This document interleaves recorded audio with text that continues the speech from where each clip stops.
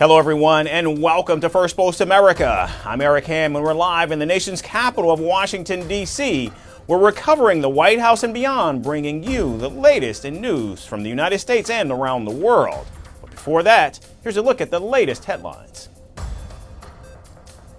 Iraqi authorities say a fire tears through a newly opened shopping mall in the eastern city of Kut, killing at least 61 people as grief-stricken families search for missing relatives.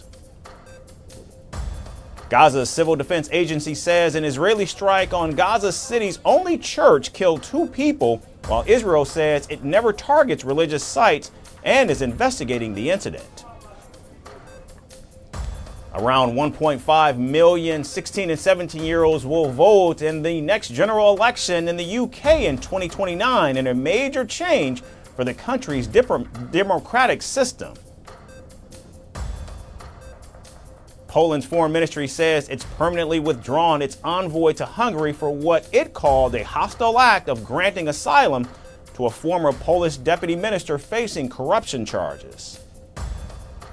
And gold prices drop as a stronger U.S. dollar weighs and investor worries ease after President Trump says he has no plans to remove Federal Reserve Chair Jerome Powell.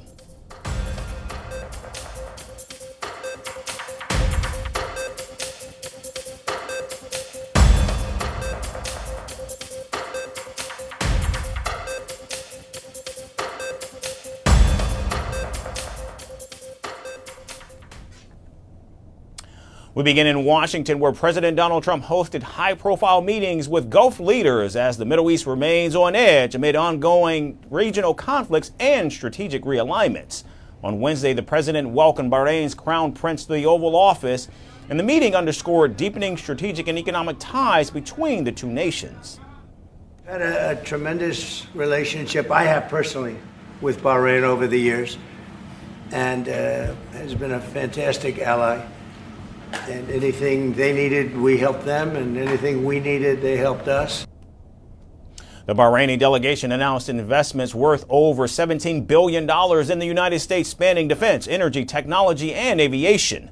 The package includes a deal for 12 Boeing 787 Dreamliners with options for 6 more, alongside 40 General Electric engines for future aircraft. Gulf Air, the country's national carrier, will be modernizing its fleet with the new aircraft. We're very happy to be announcing $17 billion worth of deals that are coming to the United States. And this is real. This isn't... it's real money. These aren't fake deals. These are real deals. They don't have to borrow the money. We don't have to borrow it. It's coming in. And it only builds upon a legacy that we're very proud of. A civil nuclear accord was also signed, enabling Bahrain to access U.S. technology for peaceful energy purposes. And at the signing ceremony, Marco Rubio said the accord demonstrated that the United States was ready to work with any nation pursuing a peaceful nuclear energy program, one that doesn't involve weaponization or pose a threat to regional security. The Kingdom of Bahrain stands shoulder to shoulder with the United States in seeking stability in the Middle East. And I want to restate our strong appreciation and backing for President Donald Trump's tireless work towards achieving ceasefires, building confidence, and ultimately achieving a secure region in which all its peoples can live in peace and prosperity. Bahrain also reportedly expected to sign deals with Oracle and Cisco to replace Chinese servers, and is also seeking to increase its investments in U.S. energy, tech, and manufacturing sectors. The White House says the new Bahrain deal would support 30,000 jobs across multiple states. And later on Wednesday evening, President Trump also hosted Qatar's prime minister for a private dinner at the White House. The closed-door meeting reportedly focused on energy cooperation, security coordination, and stalled ceasefire talks in Gaza. Qatar, which is a key mediator between Israel and Hamas, has been leading behind-the-scenes negotiations to bring about a truce in Gaza. But talks have stretched for days with limited breakthroughs. And the diplomatic engagements came amid escalating conflict in Syria and followed last month's U.S. strikes on 3 of Iran's nuclear sites. The president's meeting comes on the heels of Israeli-launched airstrikes in Syria's capital, Damascus, where Israel was defending the Druze minority after bloody sectarian clashes in southern Syria. In Syria's Sweida province, violence erupted between local Druze fighters and armed Bedouin tribesmen, prompting the Syrian army to deploy troops and armored vehicles to contain the clashes. And late on Wednesday, Secretary of State Marco Rubio said there was an agreement to restore calm in Syria as he blamed misunderstandings over violence that included Israeli strikes on Damascus. We have agreed on specific steps that will bring this troubling and horrifying situation to an end. This will require all parties to deliver on the commitments they have made, and this is what we fully expect them to do. And so with tensions rising, President Trump's intense diplomatic flurry signals a calculated bid to reassert U.S. dominance in a region where every move now reverberates globally. And from pressing a button for Diet Coke in the Oval Office to now tinkering with the recipe itself, President Donald Trump may be taking his Coke obsession to a whole new level. In a post on Truth Social on Wednesday, the president claimed that the soda giant Coca-Cola has agreed to replace high fructose corn syrup with real cane sugar in its American products. I have been speaking to Coca-Cola about using real cane sugar in Coke in the United States, and they have agreed to do so. I'd like to thank all of those in authority at Coca-Cola. This will be a very good move by them. Now, the president did not specify a timeline or which variants would be affected, but implied the deal was already done. And it likely won't include his go-to drink, Diet Coke, which is sweetened with aspartame, a compound classified as a possible carcinogen by the International Agency for Research on Cancer. But the announcement prompted a carefully worded response from Coca-Cola. The company said it appreciated the president's enthusiasm for the brand and promised to share more details on innovative offerings in the near future. And now, to be clear, the company did not confirm any agreement to reformulate existing products or switch to cane sugar. Most Coca-Cola products in the United States currently use high fructose corn syrup, a sweetener made from corn starch. In contrast, variants sold in countries like India and the UK primarily use cane sugar. Coca-Cola CEO James Quincy reportedly told investors recently that the company continues to cut sugar levels across all of its drinks. And in recent years, the so-called Mexican Coke made with cane sugar has gained popularity in the U.S. for its cleaner taste. In fact, the president's announcement coincides with the White House's Make America Healthy Again initiative led by Health Secretary Robert Kennedy Jr. The program aims to reduce processed ingredients, including high fructose corn syrup, which experts have linked to obesity and other illnesses. But reformulating Coca-Cola for the American market would come at a hefty cost. According to reports, making the switch could cost Coca-Cola an extra $800 to $900 million a year. And the idea is already drawing fire from corn lobbyists. Industry groups warn the move could undermine American farmers and cost thousands of jobs in food manufacturing. Replacing high fructose corn syrup with cane sugar doesn't make sense. President Trump stands for American manufacturing jobs, American farmers, and reducing the trade deficit. Replacing high fructose corn syrup with cane sugar would cost thousands of American food manufacturing jobs, depress farm income, and boost imports of foreign sugar, all with no nutritional benefit. And while the president's love for Diet Coke is well documented, his history with Coca-Cola isn't exactly sweet. Going back to 2012, he questioned whether Diet Coke caused weight gain and later tweeted that while the company wasn't happy with his comments, he still kept drinking the quote-unquote garbage. And while there's no timeline or guarantee that any formula will change, one thing is certain. As he seeks to make America great again, Donald Trump may now be looking to make Coca-Cola great again, too. For months, rumors about a possible split between former President Barack and Michelle Obama have circulated wildly, fueled by the former First Lady's absence from key public events earlier this year. But now the couple has addressed the speculation directly, putting it to rest with humor and openness on the latest episode of their podcast, In My Opinion, with Michelle Obama and American actor and comedian Craig Robinson. The episode, which was released yesterday, featured the former president as a special guest, joining his wife Michelle and her brother Craig Robinson. In fact, it marked the first time that the Obamas publicly addressed the divorce rumors that have followed them in recent months. The former First Lady kicked things off by joking and taking a dig at her husband, saying that he made time in his busy schedule to come on the program, prompting Robinson to tease if the duo still liked each other. The three laughed, setting the tone for a conversation that was both lighthearted and revealing. And now speculation around the couple's marriage intensified in January when Michelle didn't attend the former President Jimmy Carter's funeral or President Donald Trump's second inauguration.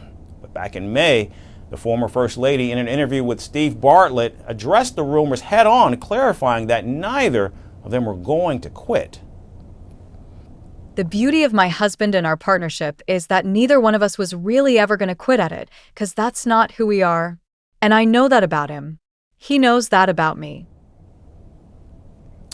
And as the interview went ahead, Robinson then shared a story about being stopped by a woman in Wichita, Kansas, who urgently asked, quote, "What did he do?" referring to the former president. The anecdote amused both Obamas, with the former president admitting he is often unaware of the gossip. These are the kinds of things I just miss. Then somebody mentions it, and I'm like, what are you talking about? Then, highlighting on some difficult times, the former First Lady added a more serious note, saying that they have had a lot of fun and a lot of adventures, but not once did she think about quitting the relationship. There hasn't been one moment in our marriage where I thought about quitting my man, and we've had some really hard times. We've had a lot of fun times, a lot of adventures, and I have become a better person because of the man I'm married to. The former First Lady also revealed that her recent absences were part of a personal journey involving therapy and setting boundaries, and not linked to any marital issues. But beyond the rumors, the episode focused on the podcast's main theme, raising emotionally intelligent young men. And the former president spoke about being raised by a single mother and how that shaped his view of manhood. He also shared a story from Indonesia that taught him about self-sufficiency. And the Obamas used the episode not just to shut down rumors about their marriage, but to share a message about partnership and raising better men. It was a rare glimpse into their private life and a reminder that even the most public couples face private battles. And now to Cuba, where a political storm has erupted after a senior government official claimed there are no beggars on the island, sparking outrage across the nation. The remarks, which were made during a televised session of the National Assembly, suggested that people digging through rubbish were merely pretending to be poor to make easy money. The comments were then met with fierce backlash from citizens, activists, and even the president, who warned against leaders being disconnected from reality. And as Cuba battles its worst economic crisis in decades, the official has now resigned and disgraced. Here's the story with more. Cuba, a country known for state control and public restraint, saw one minister's words light a fire that could not be put out. Marta Elena Feito Cabrera, who is Cuba's Labor and Social Security Minister, addressed a National Assembly session earlier this week. What was supposed to be a discussion on poverty and government aid turned into a national scandal. Feito didn't just downplay hardship, she outright denied it.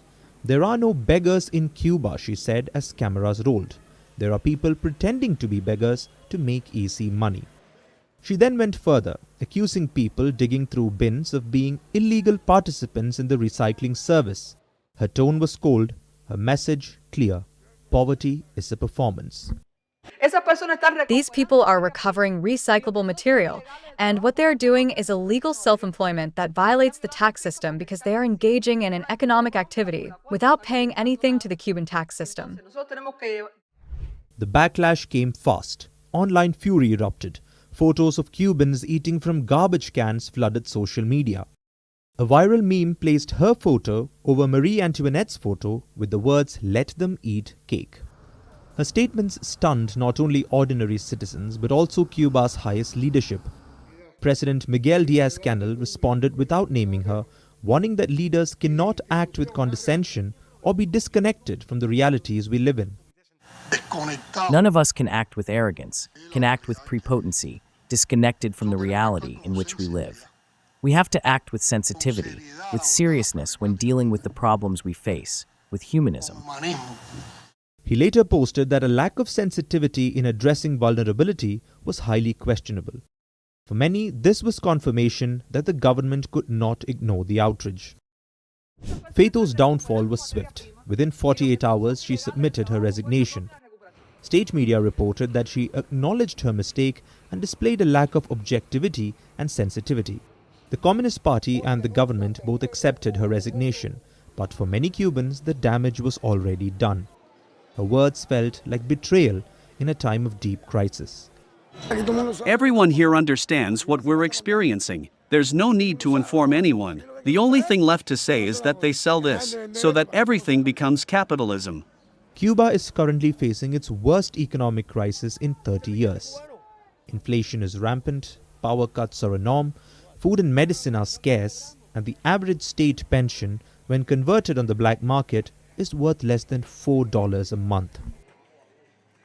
If these are the issues that exist in our society, they are our problems, they are our homeless men or our homeless women, they are our people, our families, and our communities in situations of vulnerability. They are ours, and we have to solve them ourselves. And yet, in the middle of this crisis, the government is pouring funds into luxury hotel construction. Tourism has collapsed, especially since President Trump reinstated Cuba as a state sponsor of terror last year. In fact, new US visa rules deter Europeans and Britons from visiting Cuba if they plan to travel to America later. And so, while the minister is gone, the pain remains. Faito's words exposed more than her own insensitivity. They tore the mask of a system too proud to admit its failures. The question now is, who will speak for the poor next? And who will dare to listen? And finally, it's one of the world's most coveted fashion labels, synonymous with luxury elegance, and now controversy. Italian cashmere brand Loro Piana has been placed under court supervision after a sweeping investigation uncovered disturbing labor violations in its supply chain. What lies beneath the cashmere sheen is a web of illegal subcontracting, sweatshop labor, and systemic abuse, threatening to unravel the pristine image of Italy's luxury fashion empire. In our final story, we go inside the luxury fashion house. In a blow to Italy's luxury fashion industry, a Milan court has placed the renowned cashmere brand Loro Piana under judicial oversight for 1 year after uncovering widespread labor abuse in its supply chain. The ruling follows an investigation into exploitive working conditions in workshops producing garments for the brand, part of the French luxury group LVMH. The investigation, led by Milan's corporate court in collaboration with labor crimes units of the Carabinieri military police, revealed that workers, many of whom were undocumented Chinese immigrants, were forced to work under inhumane conditions. One such tailor, who remained unnamed, worked up to 13 hours a day, sewing high-end garments including Loro Piana's men's jacket for roughly $1,700 a month. This is the price of a single Loro Piana baby cashmere sweater. The probe began in May this year when the tailor reported being physically assaulted by his employer. The workshop where he worked, later described by investigators as a sweatshop, was subsequently shut down. Authorities found that workers were putting in as much as 90 hours per week without rest days and earning under $5 per hour. Some were found to be living in illegally constructed rooms inside the factory. Adding to the complexity, Loro Piana had reportedly no direct contract with the abusive workshop. Instead, the company's orders were routed through two intermediary firms that functioned as front companies without production capabilities. These middlemen subcontracted the work to smaller operations that were not disclosed reportedly to Loro Piana, violating contractual obligations meant to ensure oversight. In its response, Loro Piana stated it had no knowledge of these unauthorized subcontracting arrangements and emphasized that the company strongly condemns illegal labor practices. Yet the damage to Loro Piana's reputation and that of the wider Italian luxury sector may already be done. According to the court, the company was negligent in supervising its suppliers in a pursuit of higher margins. One contractor admitted to producing 6,000 to 7,000 men's jackets annually for as little as $130 to $150. These jackets retail at Loro Piana for over $4,000. This is the latest in a series of similar cases involving elite fashion houses. Loro Piana becomes the fifth luxury brand and the second LVMH-owned label after Dior to be sanctioned by Italian courts in under 2 years. Other brands named in court findings include Giorgio Armani, Valentino and Alvaro Martini. All were found to have used subcontractors engaging in unethical and illegal labor practices. The issue is not isolated. Milanese prosecutors have been probing the fashion industry's supply chains for years, uncovering systematic labor abuses involving Chinese-owned firms operating in Lombardy and Tuscany. These small workshops surged during the pandemic as brands scrambled to keep up with the booming demand. As global appetite for made-in-Italy luxury grew, so did the exploitation quietly enabling it. As investigations continue, the Loro Piana case may serve as both a wake-up call and a warning that beneath the sheen of luxury, a darker reality persists. And from all of us here at First Post, we thank every one of you for tuning in, and be sure to hit the subscribe button on our YouTube channel so you can stay atop of all the news and stories that we're covering. Thanks again, everyone, for watching.